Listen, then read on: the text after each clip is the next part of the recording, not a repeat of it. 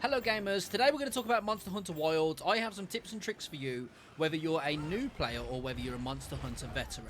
Let's get into it. Fishing is fun and relaxing in Monster Hunter Wilds, and it's sometimes nice to have a break from the intense battles that we're having with some of these monsters. But I have a quicker way for you to catch the ingredients out of the pond. Instead, what you can do is attach your capture net on, go to the nearest pond, and fish. Just be aware that if you've got a quest where you need to capture a fish, you have to catch it with the fishing rod, otherwise it doesn't count towards the quest. I don't know about you, but I find these flashy lizards really annoying. Did you know you can roll the flash? You can also block it. The next tip is about carving monsters. When you knock a monster out, don't be so quick to start bashing it while it's down and placing your bombs, because a lot of the time you can actually carve the monster whilst it's knocked out, and you can sometimes get really rare ingredients from it. This one might seem obvious, but you can use Sacred to get yourself out of an exhausted state and into a heal. If you're about to die from a boss's attack and you see the red flash, use the Sacred to run out of the way and then heal, rather than trying to spam your heal and end up getting carted.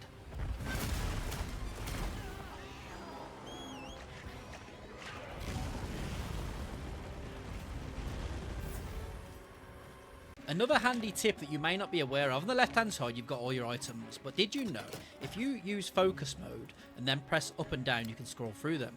But to go even further, if you press the left or right on the D-pad, it actually points you in the direction of where that item is. Now this tip might come in handy for those of you who don't like the way the item layout is set out. If you want to quickly put your mantle on, did you know you can hold L1, press R2, and it puts your mantle on. I haven't worked out how to put the second mantle on yet. I do believe it just defaults to whichever is in the first position, but if you do know how to get the second mantle on with a quick shortcut, please let me know in the comments and let everyone else know. Eventually, you're going to finish the game. You're going to finish all the side quests. You're going to finish all of the catching of the fish and everything that you can possibly think of. So what you're going to do is you're going to move on to farming monsters for the best gear. Now, for the best gear, a lot of the times you're going to need something called a gem, which you can't get in low rank. You only get them once you reach the high rank. So I'm going to show you how to do that and make it easy for yourself. So open the menu, open the world map, go and find a monster with a gem flashing on there, so you see it on the right hand side. Then what you need to do is you can create a quest.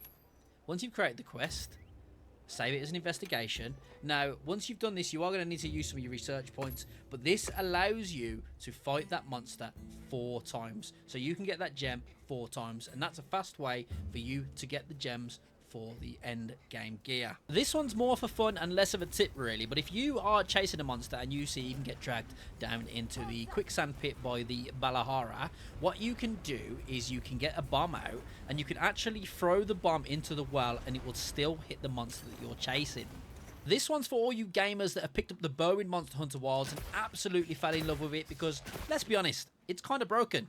Did you know there's 3 different types of reticles and the meaning behind them? So the first reticle we have is essentially saying you're going to hit the target, but this isn't the optimal position. The second reticle, which is the orange glow one, is basically saying you're in the optimal position, you're going to hit the target, and it's more chance of you getting a critical hit basically. The third reticle is basically saying you're going to miss, or at least there's a chance you are going to miss because you're out of range, or essentially you're not aiming at the monster. Bonus tip, and this one may seem obvious, but where you are in the distance from your monster actually matters. So as you can see here, the closer you are, the more damage your arrow is going to be with the same reticle.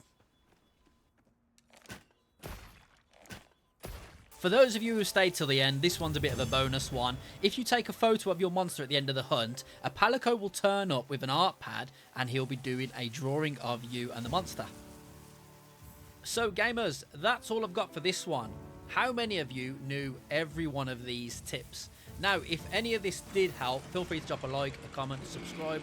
That's stuff that does help me out massively. If you don't, I appreciate you being here anyway. The next one I've got will have tips and tricks around combat. Thank you for watching. Catch you on the next one. Peace out.